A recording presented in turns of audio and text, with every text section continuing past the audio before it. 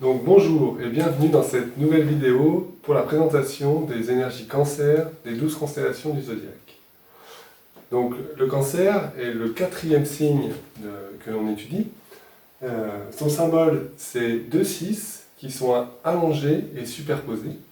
Les deux triangles de constellation qui influencent l'énergie Cancer sont le triangle de rayon 3 avec le Cancer, la Balance et le Capricorne, et le triangle de rayon 7, le Bélier, le Cancer et le Capricorne. Alors, le triangle de rayon 3, c'est le triangle de l'intelligence créatrice. Donc cela va nous amener sur quelque chose qui est dans la manifestation, la circulation, dans l'économie, donc tout ce qui va créer quelque chose pour amener des relations, amener une créativité, et tout ça de façon intelligente. Donc le rayon 7, on va être sur le rayon de la magie blanche et de l'ordonnancement.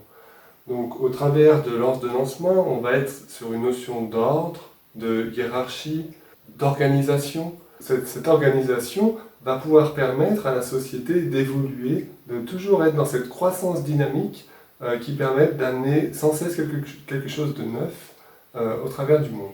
La notion de magie blanche dans le rayon 7 va être de l'ordre de la conscience, c'est-à-dire qu'il va y avoir un rapport avec le bon, le juste, le vrai. Donc on va voir que dans ce triangle de constellation de rayon 3, le Cancer est le premier signe qui vient à l'œuvre manifester ce rayon 3, au travers du triangle de constellation. On aura plus tard la Balance et plus tard encore le Capricorne. Pour le rayon 7, on a déjà eu le Bélier qui a donné cette impulsion de cet ordonnancement. Donc le Cancer vient appuyer une nouvelle fois la nécessité d'avoir un ordre et une organisation qui permettent aux énergies affluentes du plus haut de pouvoir se manifester dans la forme et pour pouvoir impacter et irradier et transformer jusque sur les plans les plus denses. Donc on a, au travers de ce rayon-là, une nécessité d'incarner un plan et de suivre un ordre pour pouvoir manifester ce plan jusqu'au plus bas, du plus haut jusqu'au plus bas. Et comme pour le rayon 3, le Capricorne viendra de nouveau appuyer encore cette influence de rayon 7 dans le 12e mois. Enfin, nous avons les planètes. Donc les planètes qui portent l'énergie Cancer sont au niveau ésotérique Neptune de rayon 6, donc qui est une planète de sensibilité au niveau de l'âme, et qui va donner, au travers du rayon 6, un idéalisme et une dévotion que l'on va caractériser par la suite. Au niveau exotérique, on va avoir la Lune de rayon 4 qui voile le Neptune en rayon 6. Donc là, on va avoir, au travers du rayon 4, l'harmonie par le conflit, que l'on a déjà étudié auparavant, et qui va rappeler tout l'emprisonnement des formes avec les forces de la matière. Donc le Cancer, au travers de deux triangles de constellation qui influencent cette énergie, est une énergie liée au groupe, à la vie de groupe, à la vie sociale et notamment à la famille. Donc la question qui va émerger principalement, c'est à quelle famille sommes-nous identifiés. Donc dans un premier temps, il va y avoir la famille telle que l'on la vit en conscience de masse, c'est-à-dire c'est notre famille de sang, notre famille proche, notre femme, nos enfants, nos petits-enfants. Et là, on se retrouve avec la Lune en Cancer qui est finalement la construction de cette forme dans laquelle l'âme va pouvoir s'incarner. Et là, la forme de la famille, c'est une famille qui va pouvoir s'inscrire dans l'environnement dans lequel elle habite et pouvoir perdurer dans le temps.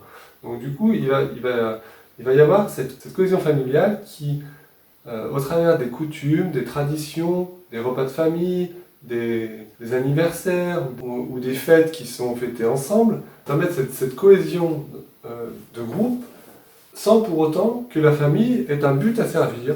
Le but est simplement de s'inscrire physiquement dans une reproductivité au fur et à mesure du temps. Cet aspect lunaire qui est l'aspect matérialiste, on va dire, où la famille représente l'enveloppe de chair qui doit perdurer sur la planète pour pouvoir continuer d'exister.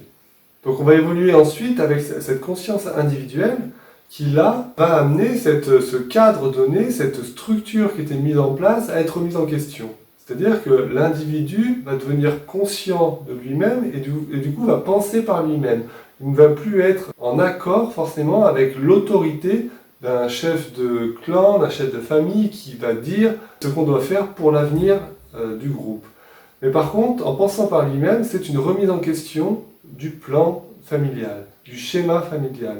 Et là, on a Neptune voilé par la Lune qui rend cela possible par le rayon 6. Le rayon 6 qui est le rayon d'idéalisme, c'est-à-dire qu'on va avoir de nouveaux idéaux, on va avoir de nouveaux objectifs. Et pour ça, on va commencer à ouvrir nos œillères, on va pouvoir voir à l'extérieur d'autres façons de faire que celles de sa famille proche. Et en faisant cela, on ouvre tout un tas de possibilités et on se stimule en voulant imiter finalement une autre façon de vivre, une autre façon d'être qui nous est plus proche, à laquelle nous sommes sensibles et que l'on voudrait bien pouvoir développer. Donc ceci va engendrer un certain conflit puisqu'il va y avoir un rejet du cadre familial, un rejet de l'autorité, et donc du coup une soif de liberté qui va être une soif de licence, de vouloir faire ce que l'on veut.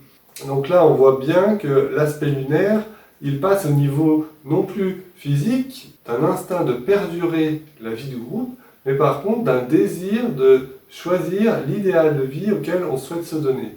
Donc là on passe sur le niveau émotionnel.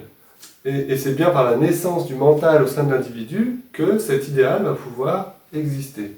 Donc dans cet idéalisme, ça va être toujours l'aspect matérialiste qui va dominer. C'est-à-dire que l'homme va être désireux de satisfaire ses besoins, son confort personnel, qui va être l'objectif de sa vie. Et c'est ce qu'il va appeler le bonheur comme étant une réussite car il aura ce dont il a besoin sous la main. Et pour cela, il se sera complètement désidentifié des croyances qui subsistaient auparavant au sein des anciens schémas conventionnels qui existaient dans sa famille, dans son pays, enfin dans son environnement proche. Donc la phrase clé qui va être en lien avec la planète exotérique de la Lune, c'est que l'isolement règne et cependant la foule existe. Donc on voit bien que dans cette phrase-là, c'est la personnalité qui domine et qui fait que plus elle en veut, plus elle s'isole du reste du groupe. Et finalement, plus elle veut cheminer pour son bonheur personnel, plus que le bonheur de l'ensemble du groupe. Donc ce schéma va évoluer, c'est-à-dire que c'est l'âme qui va ramener le conflit au sein de l'individu et qui va lui faire poser question sur finalement les conséquences de ses actes. Donc il va y avoir une responsabilité qui va naître chez l'individu et qui va voir finalement plus large que son point de vue étroit qui s'était construit et qui va l'ouvrir sur l'ensemble des vies, l'ensemble des règnes. Donc là, petit à petit, pousse l'individu à agrandir l'idéal de la personne. Donc c'est-à-dire que Neptune, encore en rayon 6, va devenir finalement un idéal pour toute la famille humaine. Et là, un idéal toujours extérieur qui fait qu'on a envie que les autres aussi profitent de la richesse matérielle, profitent d'un confort de vie qui permettrait à toute l'humanité finalement de vivre sainement et jouissent de multiples activités, de plaisir, de loisirs ou alors de productivité matérielle. Mais le conflit naissant va apparaître au travers de la remise en question de l'autorité. C'est-à-dire qu'un individu ne va pas pouvoir imposer son idéal à la planète entière. Donc il va falloir repenser cette notion de liberté afin que chaque individu puisse penser un idéal pour la planète. Et chacun va devoir se responsabiliser vis-à-vis de son environnement, vis-à-vis de ses concitoyens, vis-à-vis de l'ensemble des vies qui sont sur la planète. Donc là, il va y avoir un rapport de cohérence qui va naître entre les actes et la pensée. Il va y avoir un rapport de cause-conséquence, ce sur quoi l'on agit. Dans ce nouvel idéalisme d'ensemble, on va arriver à vouloir imposer notre idéalisme pour l'humanité de façon très autoritaire. Donc du coup, que ce soit une richesse partagée pour tous, des biens distribués de façon équitable pour chacun, ou alors une austérité imposée pour qu'une nouvelle croissance matérielle puisse advenir. Enfin, tout un tas de mesures qui nous paraissent indispensables par rapport au bien-être de l'humanité, mais que l'on va chercher à imposer à tout un ensemble, parce qu'on est dans cet idéalisme d'ensemble, mais très personnel, où l'individu à ce moment-là pense de façon très étroite et très égocentrée la vision pour l'ensemble. Donc là, on est très bien dans l'aspect de Neptune, qui est voilé par la Lune. Donc cette autorité, qui est à un certain moment vue, à l'extérieur, doit être vue aussi d'un point de vue plus local. Donc là, on va retrouver ce schéma, par exemple au niveau familial, où on va avoir la gestion du père de famille sur l'ensemble de sa famille. On va avoir la gestion d'un chef d'entreprise sur les employés dans son entreprise. Et c'est cette notion d'autorité qui va être remise en question. Donc remettre en question l'autorité, c'est repenser à quelle famille est-ce que je suis identifié. Et on est parti d'une famille qui évoluait instinctivement à une famille qui était construite pour pouvoir exister individuellement et qui amenait un nouvel idéal que celui qui était de perpétuer toujours la même façon de vivre. Et on en arrive à la question de à quelle nouvelle famille s'identifier afin d'amener un nouvel ordre dans le monde. Donc pour cela, on voit qu'aujourd'hui, nous sommes dans un bouleversement au niveau des énergies qui fait que les problématiques mondiales, donc les problématiques du changement climatique, les problématiques des pandémies, font que toute l'humanité est impactée par les problèmes écologiques, les problèmes de santé, les problèmes d'éducation, les problèmes de crise migratoire, les problèmes de guerre, les problèmes psychologiques sont aujourd'hui des problèmes mondiaux. C'est-à-dire qu'on reconnaît que toute la famille est impactée par ces problèmes-là. Et là, on se rend compte que l'acte que l'on va avoir à un endroit donné va avoir une conséquence à un autre endroit, même s'il y est à des milliers de kilomètres. Donc on ne peut plus penser en termes de problématiques séparées des uns des autres. Tout est relié. Donc aujourd'hui, grâce à Internet notamment, on peut percevoir à l'autre bout du monde ce qu'il se passe et faire la relation avec finalement notre mode de vie que l'on a ici chez nous. Donc notre vision de la famille, là, s'élargit complètement pour devenir une vision de la famille humaine dans son ensemble. Et donc c'est tous ensemble que nous sommes impactés par ces mêmes problèmes et que c'est tous ensemble que nous sommes porteurs d'une solution. Donc et pour trouver cette solution, il va falloir se rendre compte que chaque situation, chaque problème qui est amené dans le monde est une expérience de vie. Et une expérience, ce n'est pas profiter de quelque chose pour en retirer un bienfait matérialiste ou une satisfaction personnelle ou un retour sur soi.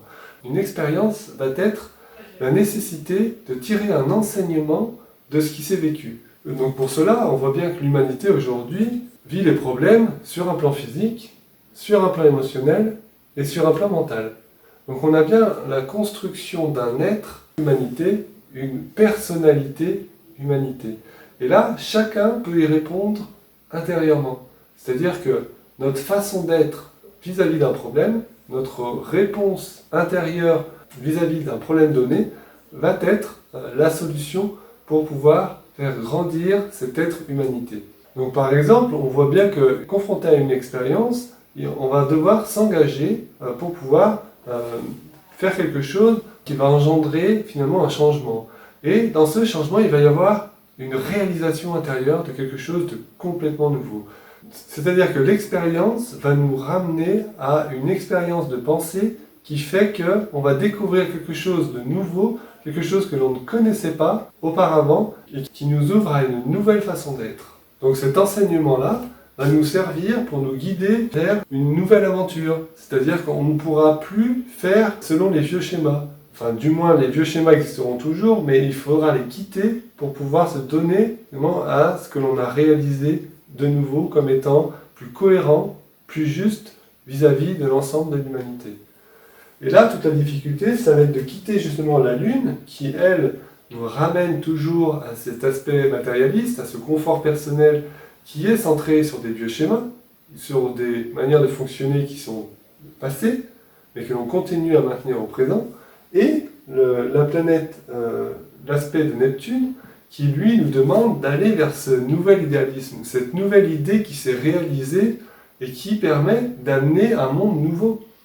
Mais bien sûr, ça va engendrer au niveau de notre personnalité un certain inconfort, parce que c'est aller vers l'inconnu, c'est aller vers des choses qu'on n'a pas l'assurance d'avoir ce confort matériel que l'on a déjà d'un point de vue exotérique. Mais cependant, les problématiques mondiales affluentes nous montrent que l'on n'a pas beaucoup d'autres choix que de se donner finalement à ce qui paraît être essentiel. Et qu'est-ce qui devient essentiel alors? Eh bien, c'est l'écoute de ce nouveau. Et ce nouveau, ça va être une tension vers l'âme.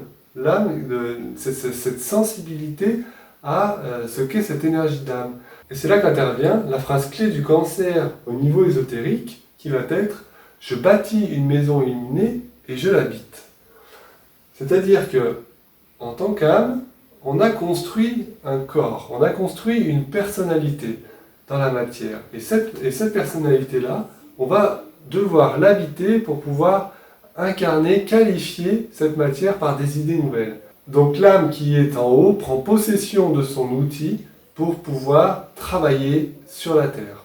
Et l'âme a un plan. L'âme sait pourquoi elle utilise la personnalité. Et ce n'est pas pour que la personnalité se fasse plaisir ou construise tout un tas de belles choses pour son bien-être personnel. C'est pas du tout ça. L'âme, elle veut amener des idées de bien, de beau et de vrai sur la terre. Donc à partir de ce moment-là, on est identifié à l'ensemble de la famille humaine, à l'ensemble des vies sur Terre. C'est-à-dire que l'âme représente cette conscience qui inclut le règne humain et les règnes subhumains, et qui fait qu'on peut être identifié à la famille d'âme. Donc en tant qu'âme, on va comprendre que l'humanité joue un rôle essentiel sur la planète Terre. Donc l'humanité, sur la Terre, est un centre d'énergie qui est capable de trois choses. Premièrement, c'est un centre récepteur des énergies spirituelles. C'est-à-dire qu'il y a des énergies qui viennent du cosmos et qui arrivent sur la planète Terre et qui va influencer tous les règnes de la planète. L'humanité réagit à l'afflux d'énergie spirituelle. Et ces énergies spirituelles vont être de trois sortes. Le premier, ça va être les énergies provenant de la monade. La monade, c'est le plan des archétypes, c'est le plus haut plan des vibrations abstraites que l'humanité peut toucher. Donc autant dire qu'il n'y a pas beaucoup d'êtres humains qui en sont capables. Deuxièmement, c'est être sensible à l'âme. Donc cette sensibilité, c'est la perception consciente de la vie présente en tout et qui finit par développer en l'homme la reconnaissance du tout, la reconnaissance du soi unique et la détermination à la réalisation de cette entité unité. Et enfin, la troisième énergie spirituelle, c'est l'énergie pranique, et cette énergie, c'est la vitalité qui anime la matière. Donc cette vitalité, elle est engendrée par le soleil physique en lui-même et est présente partout dans la matière sur la Terre. Ensuite, le deuxième type d'activité auquel l'humanité est capable, c'est l'évolution de la conscience. C'est-à-dire que l'humanité est à même de prendre conscience de soi et d'évoluer par rapport à cette conscience afin d'engendrer une évolution en spirale au sein du centre d'expérience qu'est l'humanité. Et le troisième type de force, qui est encore peu connu, c'est la transmission de cette énergie spirituelle. C'est-à-dire que l'humanité n'est pas uniquement là pour se tendre vers ces énergies spirituelles. Elle est là aussi pour les restituer au sein des différents règnes sur la Terre. Donc cette force de transmission doit être développée afin d'amener ce qui est en haut jusqu'en bas. Car la matière est prisonnière d'une force que les énergies du cosmos tentent de libérer. Et c'est là le but de l'humanité, c'est de pouvoir libérer la matière de ces forces qui l'emprisonnent. Et c'est là qu'est le travail magique que l'on retrouve dans le rayon 7. Donc ce rôle pour l'humanité nous pousse vraiment sur les énergies mentales et qui fait que, comme au travers du bélier, dans le premier mois, on doit se tourner vers le mental abstrait et continuer à orienter notre concentration dans une ferme détermination vis-à-vis de ces énergies spirituelles. Donc le but actuel pour l'humanité est la recherche de l'attention concentrée et du calme mental. Et cela va permettre de sortir l'humanité de l'intellect, donc des formes pensées rationnelles qui cherchent des solutions concrètes à chaque problème, pour entrer dans le mental abstrait et l'intuition. Et là, qui va nous permettre finalement, par une nouvelle sensibilité, d'amener de nouvelles interprétations, de nouveaux idéaux à l'humanité qui permettront d'avancer sur le chemin de l'évolution. Ainsi, en passant de l'intellect à l'intuition, l'humanité peut permettre d'amener l'énergie suffisante pour amener de nouvelles réalisations sur la planète. Donc pour revenir au symbole du cancer, qui est ce double 6, on pourrait dire qu'il représente l'âme qui finalement vient s'incarner dans la matière, et la matière étant l'outil qu'utilise l'âme. Mais on peut aussi parler de l'âme en tant que véhicule pour l'esprit. L'esprit qui est ces énergies cosmiques que l'humanité doit relayer en tant que médian vis-à-vis de ces énergies qui arrivent du cosmos sur la planète. Donc ceci pourrait représenter finalement cette circulation qui doit s'opérer dans cette roue du cancer entre les énergies cosmiques jusque dans la matière, avec l'âme comme intermédiaire, c'est-à-dire l'humanité qui doit être sensible à ce relais. Donc en conclusion, les énergies cancer doivent nous permettre de nous identifier à une famille de plus en plus large, d'identifier nos vieux schémas de pensée pour pouvoir mieux en sortir, et enfin de nous tendre grâce au mental vers les idées abstraites, vers les idées subjectives qui vont pouvoir se matérialiser en étant le relais de ces énergies jusque dans la matière la plus dense pour l'évolution de l'ensemble des règnes sur la planète. Donc la pleine lune du cancer aura lieu le jeudi 24 juin à 20h34 et nous sommes invités le jour de cette pleine lune à méditer avec le relais de ces énergies jusque sur le plan physique sur la Terre. Donc belle pleine lune et au mois prochain.